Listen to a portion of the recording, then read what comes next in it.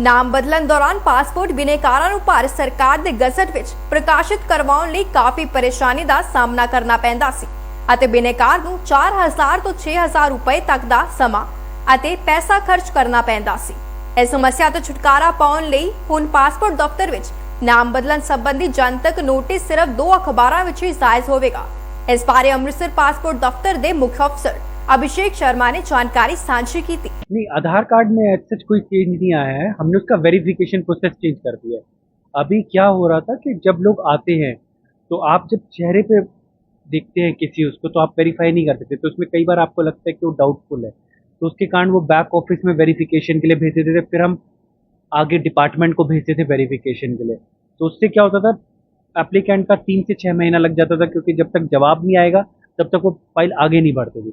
तो अब हमने लोगों की सुविधा के लिए उसके लिए हमने क्या किया, ई वेरिफिकेशन कर दिया है। तो आजकल भारत सरकार ने एक ऐप लॉन्च कर रखी है डिजी लॉकर। तो मीटी जो है ministry of electronics and technology, तो उसने लॉन्च करी है वो डिजी लॉकर ऐप।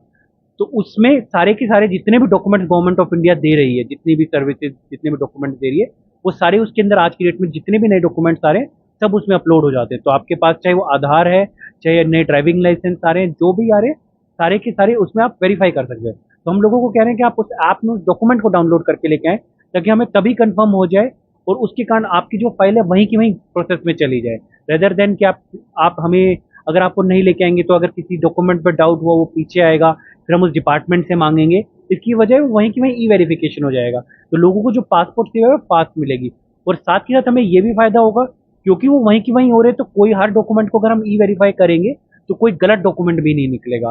तो उससे अगर कोई फोर्जरी करके लेके आया है, कोई उसे नकली बना के लेके आया, क्या उसने थोड़ा बहुत चेंज कर दिया है काट के या कुछ, तो वहीं की वहीं डिटेक्ट हो जाएगा।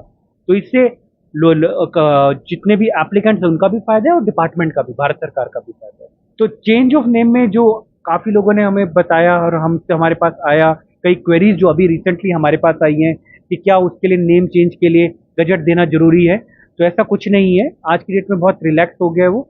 दो अखबारों में भी अगर अपना आप नया नाम निकाल देते हैं तो उससे भी हो सकता है। उसमें एक इंग्लिश और एक लोकल लैंग्वेज, चाहे वो पंजाबी में हो चाहे वो हिंदी में हो, किसी भी एक उस लैंग्वेज में हो, तो अगर वो दोनों में से कुछ भी होगा 2 अखबारों में, एक हिंदी इंग्लिश में और एक किसी भी लोकल लैंग्वेज में, तो वो भी गजट की जितना ही इफेक्टिव है, तो उससे भी काम हो जाएगा। मैं उन्हें यही देना चाहूँगा कि आप जब एप्लीकेशन भरते हैं तभी उसमें एक ऑप्शन आता है डिजी लॉकर में डॉक्यूमेंट अपलोड करने का। तो अगर आप उसी टाइम पे अपलोड कर देंगे, आपको उस टाइम पे वहाँ पे 5 मिनट ज़्यादा जरूर लगेंगे।